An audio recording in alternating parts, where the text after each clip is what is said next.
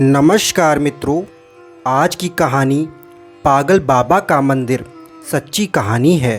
तो दोस्तों, जो भी भक्त सच्चे हृदय से यह कहानी सुनता है उसकी मनोकामना स्वयं भगवान कृष्ण पूरी करते हैं। तो आइए शुरू करते हैं, और चैनल पर नए हों तो चैनल को सब्सक्राइब अवश्य करें। भगवान श्री कृष्ण की जन्मभूमि में हर जगह आपको भगवान कृष्ण से जुड़े कुछ न कुछ अचरज दिखाई दे ही जाएंगे। वृंदावन में भी ऐसे कई आश्चर्य दिखाई देते हैं। यहाँ कई ऐसे संत भी हुए हैं जिनके चमत्कारों के किस्से हमेशा चर्चा में रहे हैं। ऐसा ही एक चमत्कार है पागल बाबा का मंदिर और उनके इस मंदिर के निर्माण की कहानी। पागल बाबा मंदिर मथुरा वृंदावन मार्ग पर स्थित है। इसके बारे में एक कथा प्रचलित है। इसके अनुसार एक गरीब कृष्ण भक्त ब्राह्मण दिन भर ठाकुर जी का नाम जपता रहता था। उसके पास जो कुछ भी था, या यूँ कहें कि जितना भी रूखा सूखा उसे मांग कर खाने को मिलता, वह उसे भगवान की मर्जी समझकर खुशी खुशी ग्रहण करते हुए अपना जीवन व्यतीत कर रहा था। एक बार वह किसी साहूकार से पैसे लेने के लिए गया। कुछ आवश्यकता आन पड़ी थी। साहूकार ने उससे पैसे जल्द ही लौटाने का वादा लिया और उसे कुछ पैसे दे दिए। ब्राह्मण हर महीने नियम से किस्त का हिसाब करके उस साहूकार के पैसे लौटाने जाता था। आखिरी किस्त के थोड़े दिन पहले ही साहूकार ने वसूली का एक पत्र उस ब्राह्मण के घर भिजवा दिया। यह देखकर ब्राह्मण बहुत परेशान हुआ और साहूकार से विनती करने लगा, लेकिन वह नहीं माना। उसने ब्राह्मण को धमकी देते हुए कहा, अगर तुमने हमारे सारे पैसे नहीं लौटाए तो यह तुम्हारे और तुम्हारे परिवार के लिए बिल्कुल भी अच्छा नहीं होगा। मामला अब अदालत में पहुंचा।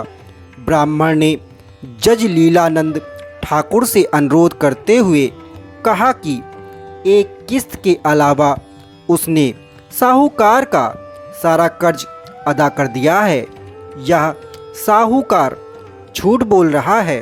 यह सुनकर साहूकार ने क्रोधित होकर दलील दी कि उसने कोई गलत व्यवहार नहीं किया है।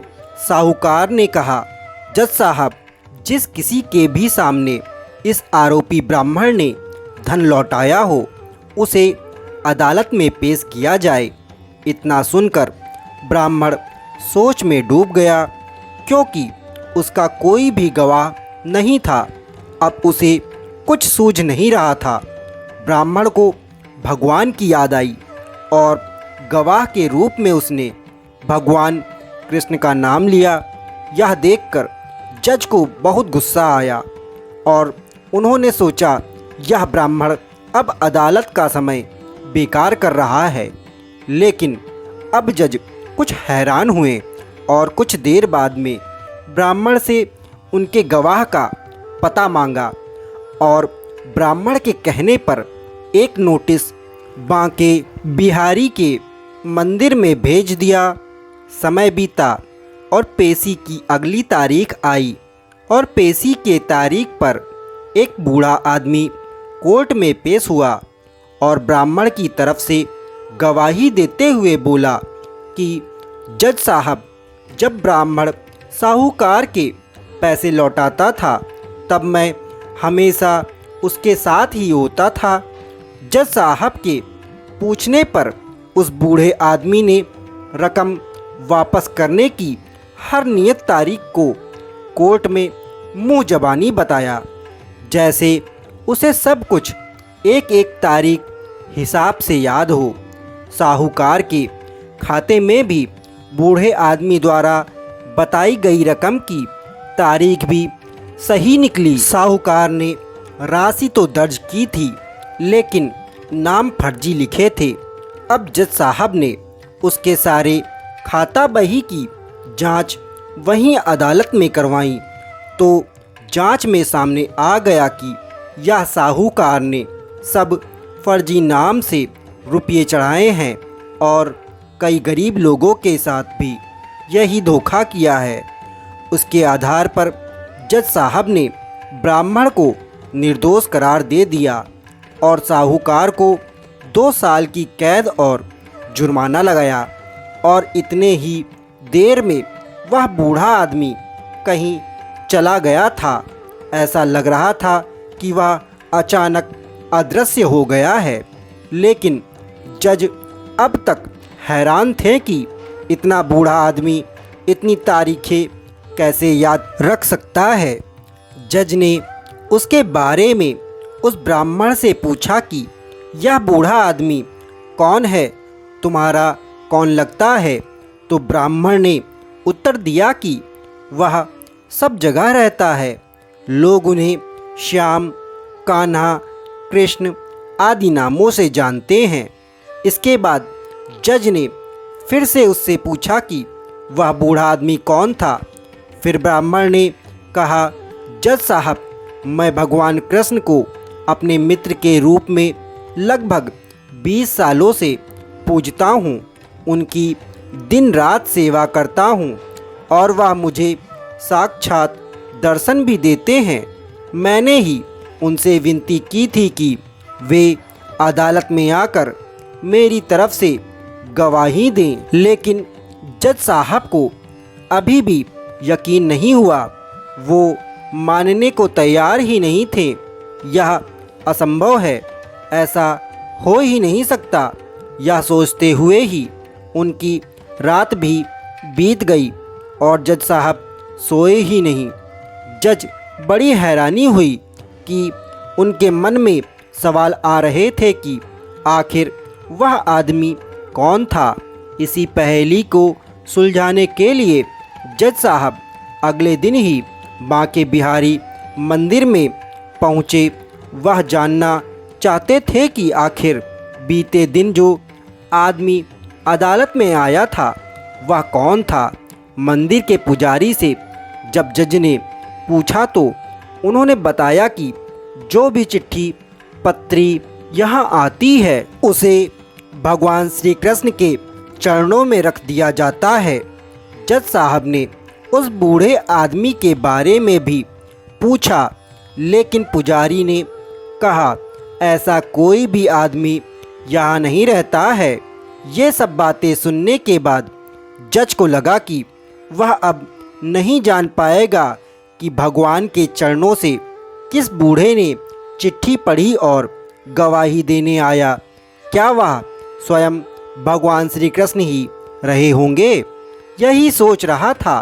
फिर उसने अपनी आंखें बंद कर भगवान का ध्यान किया और ध्यानमग्न अवस्था में ही साक्षात भगवान श्री कृष्ण ने जज साहब को दर्शन दिए और कहा, जो तू सोच रहा है वह सत्य है, बस तू मानना नहीं चाहता। बस इतनी ही देर में जज की आंखें ध्यान की अवस्था से खुली और वह खुशी के साथ खूब जोर जोर से रोने लगा, क्योंकि भगवान ने उसे स्वयं दर्शन दिए।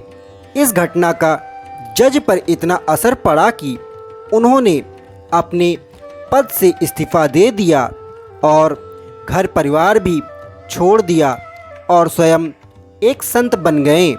स्थानीय लोगों का मानना है कि बहुत सालों बाद वह जज पागल बाबा के नाम से वृंदावन में लौटे और उन्होंने पागल बाबा मंदिर का निर्माण कराया।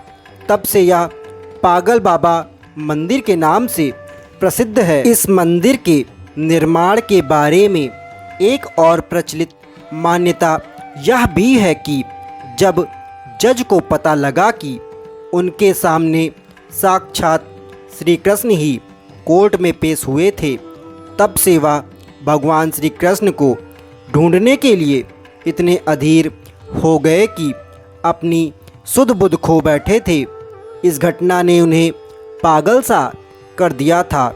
इसके बाद वह जज जिस किसी भंडारे में जाते थे वहाँ से पत्तलों की जूठन उठाते थे और उससे आधा जूठन ठाकुर जी को अर्पित करते थे और आधा खुद खाते थे। उन्हें ऐसा करते देख लोग उनके खिलाफ हो गए और लोगों ने उन्हें मारना पीटना भी शुरू कर दिया। हार कर लोगों ने उन्हें एक पागल के रूप में मान लिया। धीरे धीरे उनका नाम ही पागल बाबा पड़ गया। लोग उन्हें पागल बाबा कहकर पुकारने लगे। कालांतर में बाबा ने एक विशाल मंदिर प्रस्थापन का प्रण लिया और विशाल भंडारा का आयोजन किया। दिन भर पागलों की तरह जो भी वह कमाते इकट्ठा कर उन्होंने मंदिर का निर्माण कराया। अपार जनसमूह उमड़ा, लेकिन पागल बाबा का भंडारा खाली होने का नाम ही नहीं ले रहा था। बाबा ने मंदिर में विशाल रसोई का निर्माण कराया तथा मंदिर के नीचे विशाल भंडार घर बनवाया। बाबा के देश भर में भक्त विशेषकर असम, बंगाल व उड़ीसा के औद्योगिक घरानों व मारवाड़ी परिवारों से आते हैं।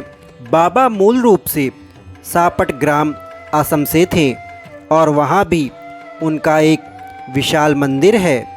होली और जन्माष्टमी के अवसर पर मंदिर को भव्यता के साथ सजाया जाता है। बाबा ने साल 1977 में एक धर्मार्थ ट्रस्ट की स्थापना की।